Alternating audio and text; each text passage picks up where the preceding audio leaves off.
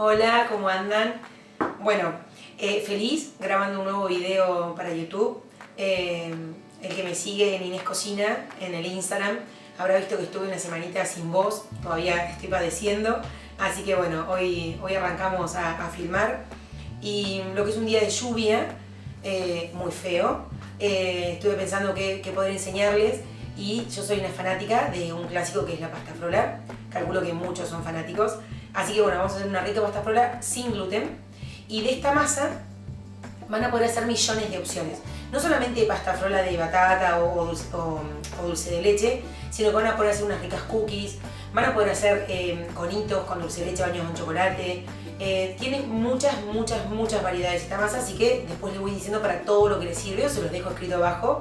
Recuerden que en las descripciones van a estar todos los ingredientes y el paso a paso de la receta.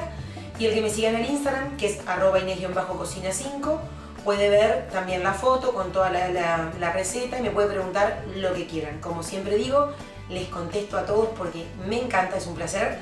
A veces me demoro un poco de tiempo porque bueno, también tengo otro trabajo que hacer. Pero nada, comencemos. Bueno, comenzamos batiendo manteca con el azúcar y tiene la ralladura de limón. Recuerden que usar batidora es una cuestión de comodidad, lo pueden hacer a mano, ¿sí? La manteca está bien pomada, como verán.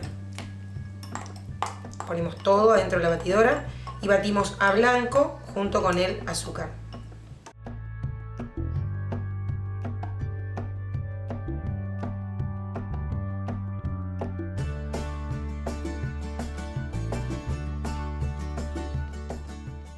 Miren, yo acá lo que hice fue batir la manteca con el azúcar.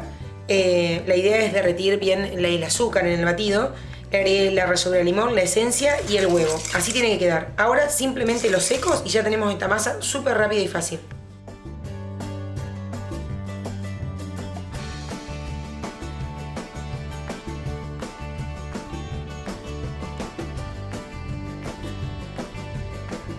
Salió de la batidora.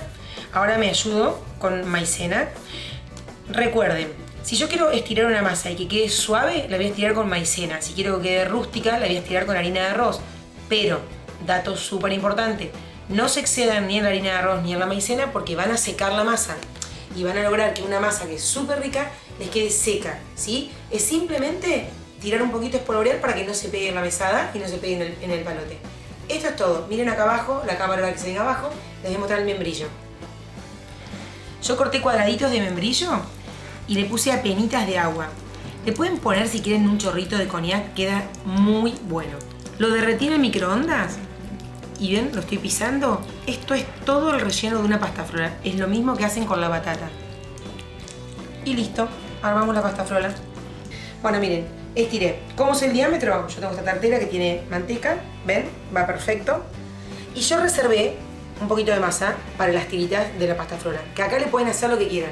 Tiritas en forma de rollito, tiritas planas. Hay mucha gente que le hace formitas de corazón, que le hace redondeles. Esto, chicas, ya es libre imaginación para cada una. Formas de forrar la tartera. Miren, en 4, para mí es la más fácil.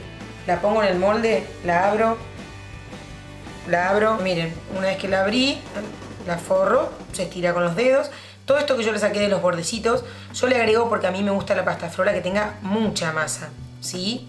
Así la hacía mi mamá, está sin gluten, ¿no? Pero bueno, así la hacía mi mamá, la pasta frola para mí tiene que tener una masa súper gordita y súper suavecita, no tan friable como la de un lemon pie, por ejemplo. Listo, vamos con el relleno.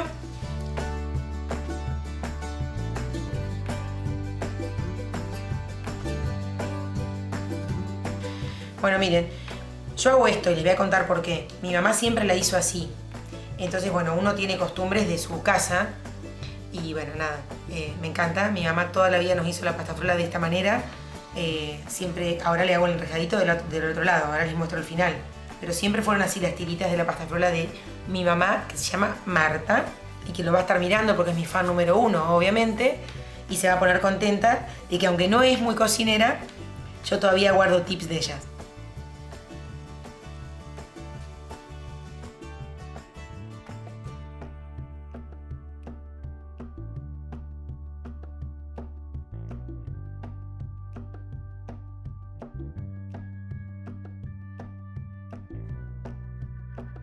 Bueno, miren, Los bordes obviamente que los pincelamos y después es como que vamos despacito poniéndole a cada tirita huevito para que quede brillante en el horno.